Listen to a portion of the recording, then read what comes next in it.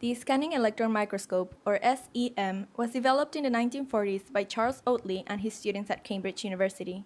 This technique is widely used today as it allows for the imaging of three-dimensional structures with a high resolution of up to a few nanometers. An SEM consists on ejecting an electron beam from an electron gun, which is then focused by condenser lenses as it moves down a high vacuum column. This environment is necessary to ensure electrons will not collide with atoms from any residual gas. Subsequently, scanning coils will deflect the beam so it will scan the surface of the sample in a raster motion. The detectors will then collect the electrons being scattered by the sample, which arise from several electron-specimen interactions to be discussed later on. The two main electron sources used are either thermionic or field emission electron guns. Thermionic emission involves using an electrical current to heat up the cathode or filament, which makes drawing off electrons easier by lowering the work function. This emission is concentrated at a small region on the tip of the cathode due to the presence of a Benalt cup, which is negatively biased. The electrons will leave the cathode and move towards the anode and then continue down the instrument. Field emission, on the other hand, uses a crystal as a tip, which requires it to be in a particular orientation in order to concentrate the emission within a small angle. It also requires two anodes. The first one to regulate the field strength at the tip of the crystal in order to draw its electrons, and the second one to accelerate the electrons so they may travel down the column. In this experiment, we obtained SEM images of gold and nickel samples. These must be made conductive. Otherwise, the high-energy electron beam could lead to charge buildup on the surface of the sample and therefore produce artifacts.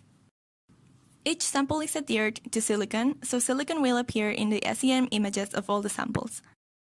First, the sample is inserted into the machine. The electron beam can be scattered by air, so it is shot through a vacuum environment. SEM uses incident electrons to collide with electrons in the sample and knock them out as secondary electrons. For one incident electron, thousands of secondary electrons will be generated. To image the sample, the secondary electrons are detected with a scintillator. The energies of the secondary electrons are generally less than 50 electron volts. Thus, they are detected primarily from the surface region. This is how we detect the topography of our sample. The controls are used to focus the microscope on the surface with the desired resolution. The energy of the beam, as well as the imaging mode, is displayed at the bottom right corner of the program and can be easily adjusted. This is an image of the nickel specimen. The circular patterns are due to the etching of silicon beads, which were used as templates for the metal. One common imaging mode within the program is energy dispersive X-ray analysis, or EDX. Here, we detect the X-rays that are emitted when the electron strikes the surface. Because the energy of the X-ray emitted depends on the material, we are given further insight into the structural composition. Here are the respective SEM topological images and X-ray spectra of gold and nickel.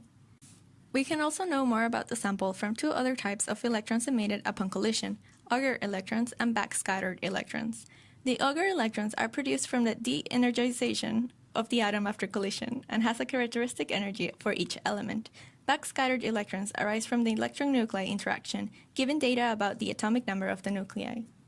We can see evidence of these electrons in a graph of electron energy versus energy density. Secondary electrons have the highest energy and the highest energy density. Based on the imaging mode, we can obtain topological and structural information from these different energies of electrons. Overall, SEM is capable of obtaining high-resolution images of up to 1 nanometer. Additionally, its electron beam is able to penetrate the surface of the specimen, therefore resulting in 3D images rather than a 2D representation of the sample. The X-rays emitted from the surface also allow for an analysis of the sample composition.